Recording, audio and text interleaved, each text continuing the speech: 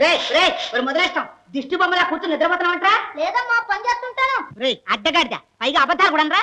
అవునులే గంజినీళ్ళు తాగే వాళ్ళు ఒరుకూడు తింటే ఒళ్ళు తెగబలుస్తుందిరా. గాడిదని గాడిద. ఇదిగమ్మా బస్సాలు గాడిద గాడిద అనే ఉంటేనా? ఏం చేస్తావా? కాలు తీసేస్తావా? అసలు నువ్వు ఎందుకున్నావు ఇక్కడ? పని చేయనుకున్నావా? కూతురు వేయడానుకున్నావా? ఇంకొక క్షణం ఇక్కడ ఉండడానికి పోబడిపో. కథలే పోబోతే కాపురం చేయడానికి వచ్చా అనుకున్నావా? అమ్మో అమ్మో కూర చచ్చినాడు ఎంత మాట అన్నాడు ఎంత మాట అన్నాడు. అవునవును అంటాడు అంటాడు. ఆకేం చేస్తాడు నాయనా గోపి? ఏ పిన్ని ఆ పని చచ్చినాడు. నువ్వంటే నువ్వు నన్ను ఎదిరించి పని మానేసి వెళ్ళిపోయాడు. నాయన చూసావా? చూడు నాయన మన చెరువు గట్టు నూతికెళ్ళి ఒక ఆవిడ మంచి తెచ్చిపెట్టి నాయన. వాడిని కావడేసుకోమంటున్నావా? ఎప్పుడైనా మోసాడా? ఎప్పుడు మొయ్యకపోతే పత్రమండి. ఇప్పుడు మొయ్యకూడదు. అందరూ పుడుతూనే పనులు నేర్చుకొచ్చారా? ఆయన మన పని మనం చేసుకోవడానికి ఎట్టిన ఆయన ఆయనతో వెళ్ళరా నాయన. గోపి నీకు అలవాట్లేదు, నువ్వు ఉండు, నేను వస్తా. బాబాయ్ నువ్వా? ఈ మాత్రం నువ్వెందుకు బాబాయ్? నేను వెళ్ళి పట్టుకొస్తానులే. నా తండ్రి నా నాయన నా నాయన నా తండ్రి నా బంగారం వెళ్ళరా నాయన. తొందరగా వచ్చే బాబు. ఇంట్లో బోలుడు పని ఉంది. కట్టెలు కొట్టాలి, మంచం నెయ్యాలి, ఇంటి బూజులు అన్ని దొరపాలి. ఇంకేంటండి నా కర్మ. అయ్యో ఎరక్కపోయి అడిగాను.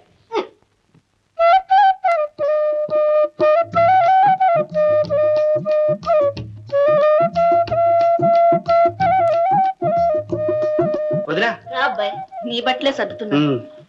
ఇదేంటో చూడదురా.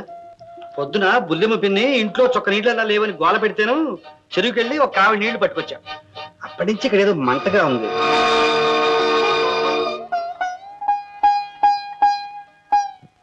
వదినా ఏమిటా కన్నీళ్ళు? ఇటైతే నేను అసలు చెప్పేవాడిని కాదు. మళ్ళీ ఎప్పుడైనా చెబుతానేమో చూడు. వదినా మీరు చిన్నపిల్లాడినా? కష్టపడి పనిచేస్తే తప్ప ఏంటి? ఏం పర్లేదు వదినా, ఏం బాధపడమాకు.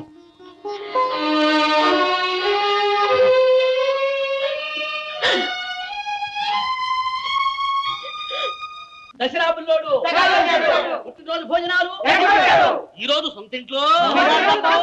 బుల్లెమ్మ గారు బుల్లోడి పుట్టినరోజు పండక్కి వాడింట్లో 2 పూట సృష్టిగా మాకు భోజనాలు. వడ్డించండి వడ్డించండి. వడ్డిస్తా వడ్డిస్తా. నా సంగతి తెలుసుకో మీకు. తెలుసులే పిన్ని. Yes no all right. రే రెడీ కండి రెడీ కండి. సచ్చినాలకి వడ్డిస్తా వడ్డిస్తా ఉండండి. మన పటాలతో వచ్చేసిందే.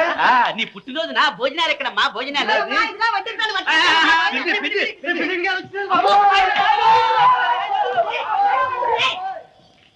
ఇదిగో మిమ్మల్ని ఒక్కటే మాట చెబుతున్నాను. నా బంధులో ప్రాణాలు ఉండగా మళ్ళీ ఆ సచ్చినాడు మన గడప తొక్కడానికి వీల్లేదు.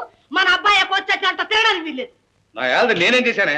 ఊరు మంగళం మీద పడ్డట్టు నా మీద పడుతున్నావు. అవును ఏం జరిగినా మీ మీద పడేది. బంగారం లాంటి నా బిడ్డ అడ్డమైన వాళ్ళ సావాసాలకు అలవాటు పడి ఎందుకు పనికి రాకుండా పోతున్నాడు. ఇదిగో వాడు ఇల్లు కదలకుండా చూసే బాధ్యత మీది.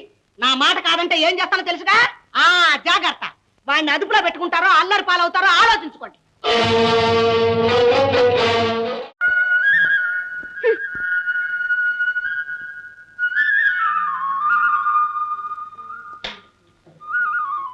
ఎక్కడ గోపి? ఎక్కడికైతే నా ఇష్టం వచ్చిన చోటు పెడతా. వెళ్తామన్నమాట. వెళ్ళి తీరతా.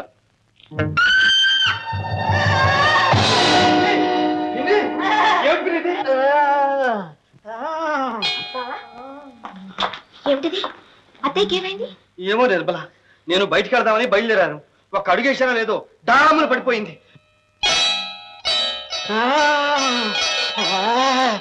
ఓహో అదా సంగతి. సరే బాబా నువ్వు వెళ్ళు. రాధ నీకోసం అక్కడ కాచుకున్నది. మరి బుల్లెమ్మ పిందో నేను చూసుకుంటాగా, నువ్వు వెళ్ళు. వెళ్ళిపోతున్నాడు వెళ్ళిపోతున్నాడు.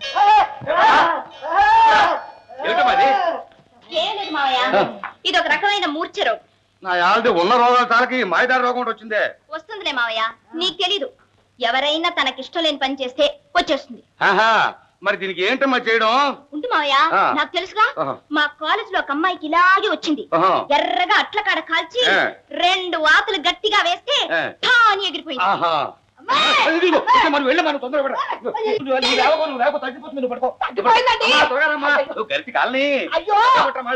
తగ్గిపోతే నీకెందుకు? ఎక్కడేమంటా మావయ్య?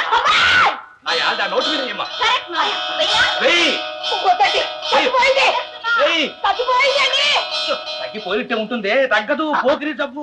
వెయ్యమ్మా ఆరిపోతుంది. మళ్ళీ వాతలు అంత మోతుగా ఉంటా మీరు వేసుకోకూడదు. వాతలు ఆడట్ట ఎదురించి చడిపడితే 6 కాళ్ళను వాత వేయడం చేతకాదు కానీ నాకు వాత పెద్ద మొగాయలు బయలుదేరారు.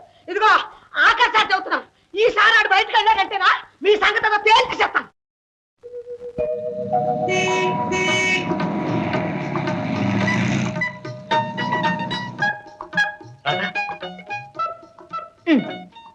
కోపం వచ్చిందా? ఓహో, సరే ఓ మాట చెప్పు. ముందు ఎవరొచ్చారు? నువ్వు వచ్చావా, కోపం వచ్చిందా? చూసావా, నేను వచ్చాను, నవ్వు వచ్చింది. వచ్చావులే మహా ఇన్ని రోజులకి.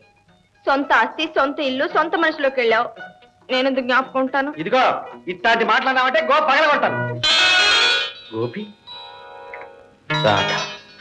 అరే రాశావే, మన ఇద్దరి పేర్లు పక్క పక్కన ముద్దు ముద్దుగా ఉన్నాయి కదా. పేర్లకే ముద్దుగానే ఉంటాయి. మనం అంతకన్నా ముద్దుగా ఉంటాం. ఎట్లాగంటే ఇన్ని రోజులు మనిషి పత్తా లేకుండా పోయి ఇక మనం కలుసుకోని రోజంటూ ఉండదు. రాధా, ఈ చెట్లలాగే మనం ఎప్పుడూ జంటగా ఉందాం. నిజంగానా బావా? ఏమిటో, నిన్ను చూడకపోతే నా గుండెల్లో రాయి పడ్డట్టుంటుంది. ఏమీ తోచదు, పిచ్చెత్తిపోతుంది. నిజం రాధా, నాకు అట్లాగే ఉంటుంది. అయితే చెప్పు బావా, చెప్పు. ఏమని?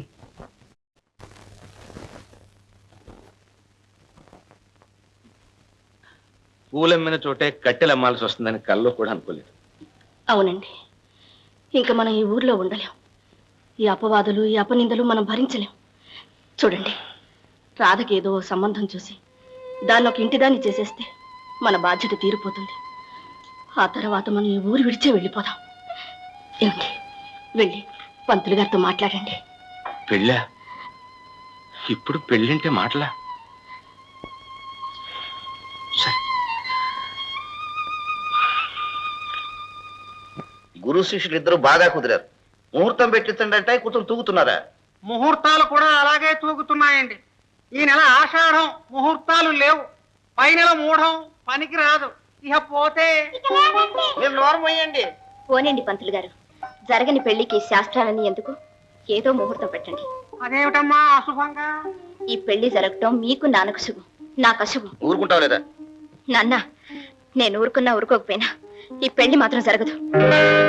పంతులు, మూఢం లేదు, గీయడం లేదు, ముహూర్తం పెట్టించు. ఈ పెళ్లి ఎలా జరుగుతుందో నేను చూస్తాను. చెప్తాం. ఇదిగో, ఈ పెళ్లి సంగతి అలా ఉంచు. ముందు రాధకు బోడిబాబుకు ఎలాగైనా ముడిపడేటట్టు చూడు. ఆ పెళ్లి జరిగిందంటే సగం పీడ అయిపోతుంది. చెప్తాం, ఆ ప్రయత్నం మీరే ఉన్నానండి. ఓం తదేవ లగ్నం సునిరంతదేవ తారాబలం చంద్రబలం తదేవ ప్రజాబలం దైవబలం తదేవ లక్ష్మీపదే. ఆపండి. ఈ పెళ్లికి మంత్రాలు అక్కర్లేదు. ఎప్పయ్య గారు, పెళ్లి కుమార్తె సిద్ధమేనా? ఏం చేస్తోంది? గడ్డి తింటుందండి. గడ్డా? పంతుగారు, మామగారికి ఏమైనా మతి? అదేం కాదు, పెళ్లి కుమార్తె వచ్చేసిందండి.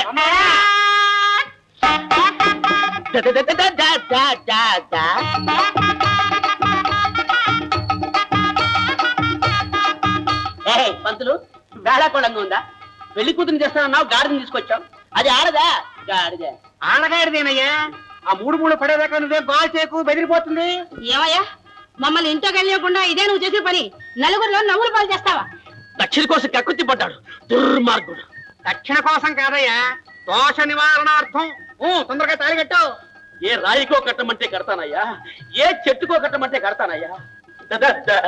చూస్తూ ఈ అడ్డగాడికి ఎవడయ్యా కడతాడు తాడి? ఓహో, అదే సంగతి. పోనీ కళ్ళు ముసుగులు కట్టరా, మన పీడ విరగడైపోతుంది. నేను కట్టలు పో. తొందరగా తాళి కట్టవయ్యా.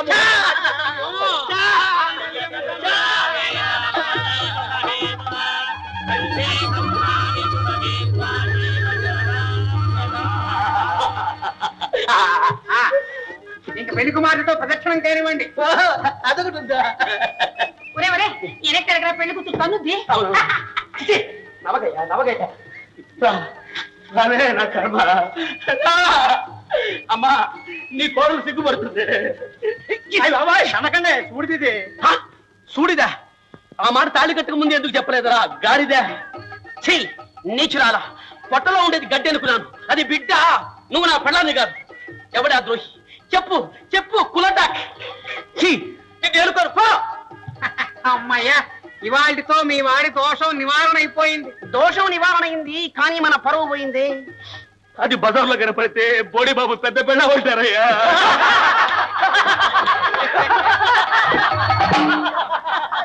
ఆలోచించండి. అనుకూలమైనది, అందుబాటులో ఉన్నది ఇది ఒక్కటే సంబంధం. ఉండండి, ఇప్పుడే వస్తాను. ఏమిటి మరి, నువ్వేమంటావు? నేనే ఉంటాను. అదే చూస్తా చూస్తా బోడిబాబుకి ఇచ్చి పెళ్లి చేయటం అని. ఏం చేస్తాం, పిండి కొద్దీ రొట్టె. ఇంతకంటే గొప్ప సంబంధం తీసుకురాలేం. అదే నిజమే, కానీ రాధకు అన్యాయం చేస్తున్నావేమో. బావగారు, మీరు చేస్తున్నది పాపం కాదు, పుణ్యం. పచ్చగా ఉన్న మీ సంసారంలో నిప్పులు పోసి నేనే పాపం చేశాను. మిమ్మల్ని బజారు పాలు చేశాను. ఇంత చేసిన ఇంకా నాకు ఒక నీడ చూపిస్తున్నారు. అదే 10,000. ఈ సంబంధమే ఖాయం చేయండి, ఖాయం చేయండి. ఇంకా ఆలోచిస్తారేమండి? సరే పంతులు గారు, ఈ సంబంధమే ఖాయం చేసి త్వరగా ముహూర్తం కూడా పెట్టించండి. శుభం. ఈ నెలాఖరులో బ్రహ్మాండమైన ముహూర్తం ఉంది. అది విజయదశమి రోజున. మన బుల్లయ్య గారి నిర్మలకి ఆ ముహూర్తమే ఖాయం చేసి పత్రిక కూడా రాసేసాం. నీ పెళ్లి ఖాయం అయిందిరా. నా పెళ్లి ఖాయమైందా? అవునా? అమ్మా, ఆ పిల్ల బతికే ఉందా? ఓ మన నువ్వేం చెప్పక్కలేదు, ఈ సంగతి బుల్లెడికి చెప్పొస్తానే. ఏనాయనా మళ్ళీ ఇలా తయారయ్యావు? కొంచెం ఎమర్జెన్సీగా మాట్లాడాలి, గోపిని పిలవండి. పిలుస్తా, బోడి వెంటనే వచ్చావని పిలుస్తా. పిలుస్తారా లేదా? ఇదిగో మళ్ళీ ఈ గుమ్మంలో ఈ జన్మలో అడుగు పెట్టామంటే నీ కాళ్ళు ఇచ్చి పోయిలో పెడతాను. ఏ, మీ ఇంట్లో కర్రలు తక్కువగా ఉన్నాయా? ఈ జన్మలో మీ ఇంట్లో అడుగు పెట్టడానికి వీలేదు. సరే, ఈ జన్మలోనే ఇంకొక అవతారం ఎత్తి నీ సంగతి చూస్తాను.